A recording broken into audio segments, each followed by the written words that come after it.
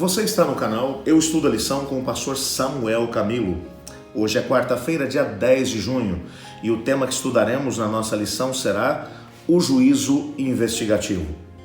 Essa doutrina, que é uma doutrina básica da Igreja Adventista do Sétimo Dia, que parte de uma interpretação profética de Daniel, tanto no capítulo 8 como no capítulo 9, mas que vem numa sequência, Daniel 7, 8 e 9, precisa ser compreendida dentro do princípio historicista e ao mesmo tempo usando o método do dia-ano para que nós compreendamos exatamente o tempo no qual estamos. Essa profecia, se ela não for devidamente compreendida, nós temos dificuldade de entender dentro do calendário profético em que período nos encontramos. Ao mesmo tempo, quando entendemos a mensagem que Deus estava tentando transmitir através de Daniel, nós compreendemos que estamos no tempo mais solene de todos os tempos. Então, eu vou te desafiar nesse momento a dar uma olhada comigo nos capítulos 7 e 8 de Daniel, em um pedacinho de Daniel capítulo 9, para a gente poder tentar se situar em termos de tempo e história. É bem verdade que eu vou te dar muitas informações aqui hoje, mas muitas mesmo. Então eu peço que você esteja bem atento àquilo que a gente vai estar falando e ao mesmo tempo eu vou pedir para que você faça exatamente o que nós fizemos ontem. Vou fazer uma breve introdução, depois vou te mencionar os textos bíblicos para que você leia de forma atenta e depois nós vamos fazer algumas considerações a respeito deles, ok? Bom, o esboço profético estudado nessa semana, ele tem encontrado apoio majoritário entre os historicistas protestantes, desde a época da Reforma. Entretanto, logo depois que o movimento da Reforma acabou passando, o princípio de interpretação historicista acabou sendo colocado um pouco de lado. E muitos dos protestantes acabaram abandonando o método de interpretação historicista. Entretanto, foi ali por volta do início dos anos 1800, mais ou menos, que a profecia dos 2.300 dias anos e do juízo investigativo começaram a ser reconsiderados. Só para a gente poder se situar em termos de tempo e de profecia, há um gráfico que vai aparecer no nosso guia de estudos hoje, um gráfico para podermos compreender o que aparece em Daniel capítulo 7 e também em Daniel capítulo 8. Daniel capítulo 7 vai apresentar alguns símbolos. Lembra que eu te mencionei? As profecias apocalípticas, elas vão trabalhar com símbolos que representam ideias ou situações que o autor, para poder preservar o próprio conteúdo da mensagem, para que não fosse destruído por pessoas que fossem inimigos do evangelho, eles acabaram sendo escondidos atrás de símbolos, mas você precisaria de chaves para poder compreendê-los. E essas chaves são apresentadas. Por exemplo, Daniel no capítulo 7 é escrito, o capítulo 7 de Daniel é escrito na época em que Babilônia ainda existe. Babilônia ainda é o império que domina o mundo, apesar de já estar numa época de declínio. Daniel capítulo 8 vai ser escrito depois que Babilônia já passou, e é a coligação dos médios e dos persas que está no poder. Então, nessa perspectiva, Daniel capítulo 7 vai começar a descrição dos períodos proféticos com Babilônia, que é descrita como um leão alado. O capítulo 8 já não vai mencionar mais Babilônia. E por que não menciona Babilônia? Porque Babilônia já tinha passado, então não fazia sentido mencionar Babilônia. Voltando ainda no capítulo 7, a Média e a Pérsia, a coligação desses dois poderes, ou desses dois impérios, é descrita como um urso. E é interessante porque o urso ele fica em pé de um lado, ele é mais alto de um lado do que o outro, mencionando que, apesar de haver uma coligação entre os médios e os persas, um deles seria mais fraco do que o outro. No capítulo 8, os poderes começam a ser descritos a partir da coligação dos médios e dos persas, que são descritos ali como um carneiro. No capítulo 7, depois você vai ter o próximo poder que vai ser mencionado, que é a Grécia, que é descrito através de um leopardo. Já no capítulo 8, a Grécia vai ser mencionada a partir, como o símbolo usado para poder descrevê-lo, é um bode. No capítulo 7, a Roma pagã é descrita como um quarto animal, que é terrível e espantoso. Ele não se parece com nada do que Daniel já tinha visto. Já no capítulo 8, a Roma pagã é mencionada com um chifre que se move de forma horizontal. Ele vai alcançando poder na horizontal. Os reinos desse mundo vão sendo conquistados por ele.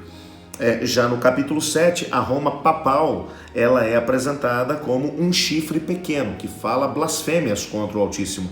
Já no capítulo 8, a Roma papal é descrita como um chifre que se move verticalmente. Ele está fazendo guerra contra Deus, é da terra contra Deus.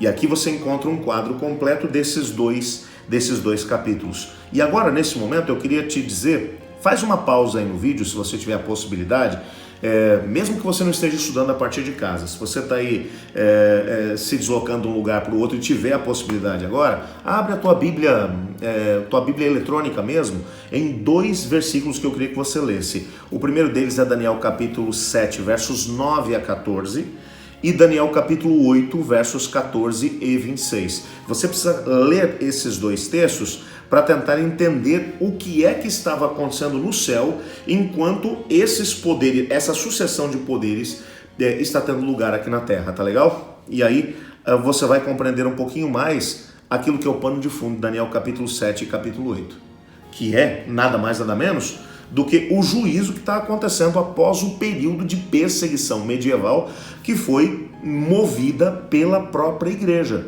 que vai terminar no ano de 1798 com a prisão do Papa Pio VI pelo general Berthier. Está descrito lá em Apocalipse 13, verso 3, esse mesmo período. Esse período de supremacia do Papa, do Bispo de Roma, em detrimento dos demais, ele começa em 538, quando um voto é feito pela própria igreja dando poder sobre o bispo de Roma, sobre os demais bispos da igreja, os demais pastores da igreja no decorrer no mundo todo, e esse poder ele vai ter poder civil e religioso até 1798. Nesse período a igreja é perseguida, esse é o período da Inquisição, esse é o período em que todos aqueles que pensam de forma diferente da igreja são perseguidos, massacrados, mortos, seus bens são tomados, a igreja se torna muito, muito rica, lançando mão das riquezas de pessoas que pensam de forma diferente. Para isso a Inquisição foi estabelecida e ela se tornou realmente um poder muito grande. Então os capítulos 7 e 8 vão nos mostrar que o juízo ele vai acontecer no céu nesse intervalo entre o fim do período de perseguição, que é movido pela própria igreja, ou seja, tem que ser depois de 1798. E vai até quando? Até o momento em que Cristo termina o julgamento no santuário celestial, é o juízo, o julgamento para poder definir quem é que vai com ele para o céu e quem é que não vai. Quando ele termina esse processo, então ele retorna. Esse período de juízo que vai acontecer no céu, portanto, está compreendido em algum momento entre 1798 e, ao mesmo tempo, o retorno de Cristo Jesus. Então, Daniel capítulo 7, versos 10 e 13 vai mencionar que assentou-se o tribunal. É uma cena de juízo que está sendo descrita. Essa cena ela vai ocorrer, como mencionei agora há pouco, depois de 1798 e vai até um pouco antes da segunda vinda de Cristo. Porque Jesus se levanta do julgamento, quando ele termina o processo de julgamento, e ele vem para a terra para poder buscar os filhos dele que se prepararam. Nessa perspectiva, o juízo de Daniel 7, ele está em paralelo com a purificação de Daniel, do santuário, que vai aparecer lá em Daniel capítulo 8, verso 14, que é uma das principais doutrinas ou crenças adventistas do sétimo dia. Eu já vou te explicar por quê.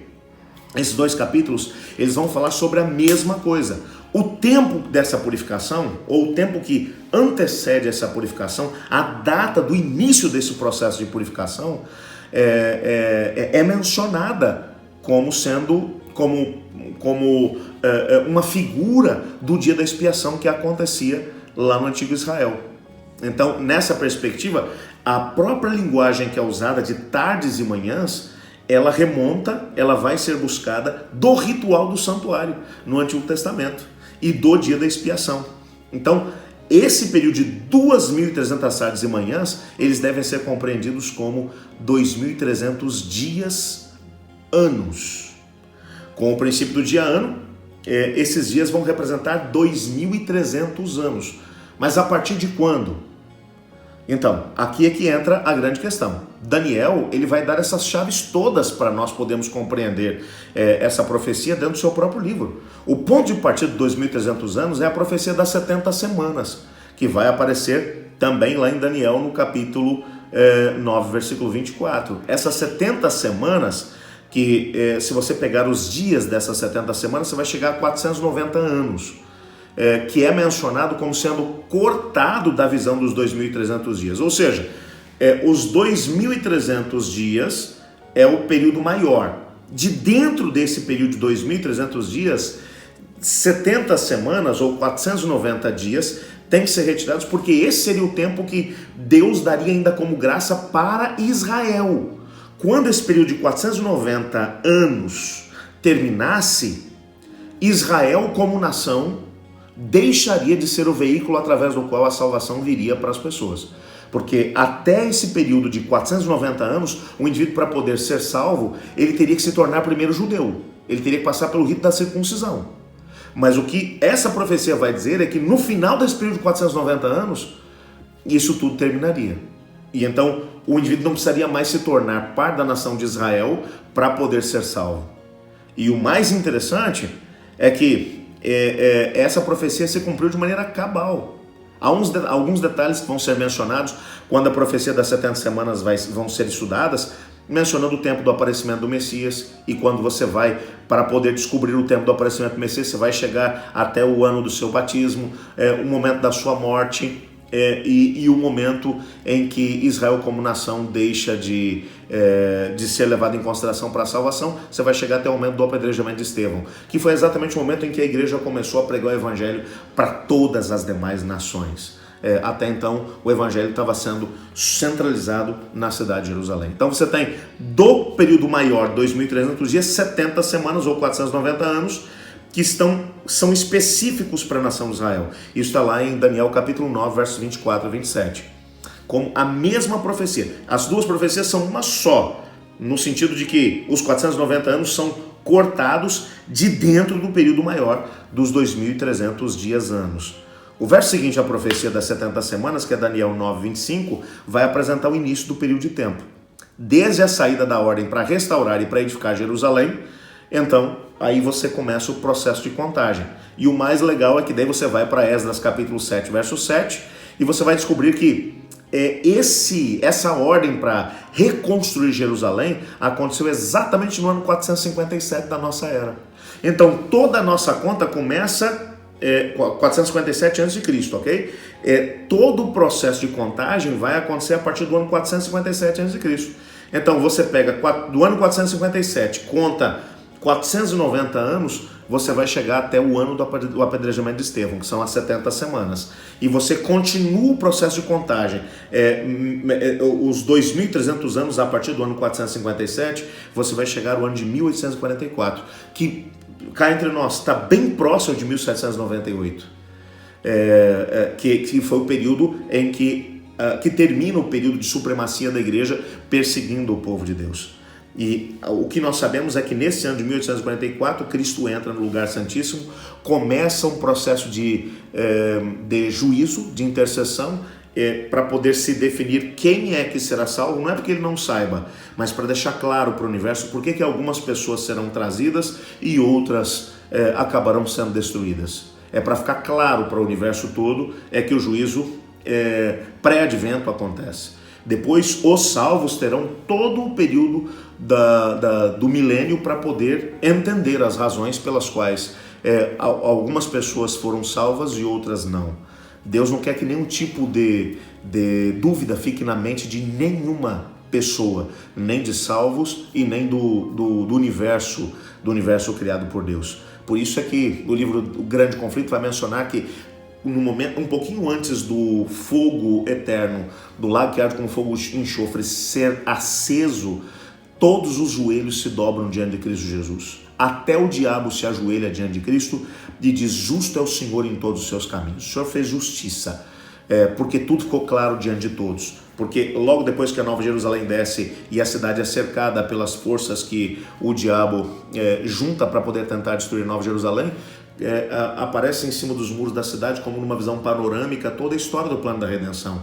E cada pessoa percebe exatamente que decisões tomou, que os levaram a estar dentro ou fora dos muros da Nova Jerusalém. Por isso fica claro diante de todo o universo que o Senhor Deus é justo, e assim se encerra todo o processo. Portanto, nós sabemos que se o juízo começou no céu, no ano de 1144, e nós estamos vivendo o tempo do fim, nós já estamos no final desse processo.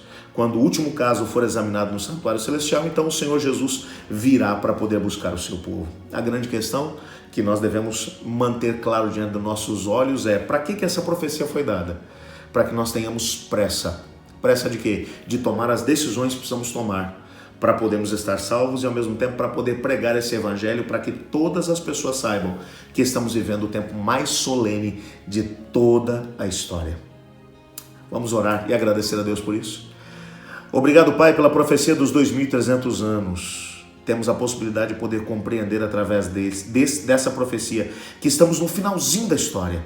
Ajuda-nos a tomar os posicionamentos que precisamos tomar para estarmos salvos por ocasião do retorno de Jesus e ao mesmo tempo nos ajude a podermos proclamar essa mensagem àqueles que estão à nossa volta. Pois em nome de Jesus que oramos. Amém. Eu estudo a lição e você?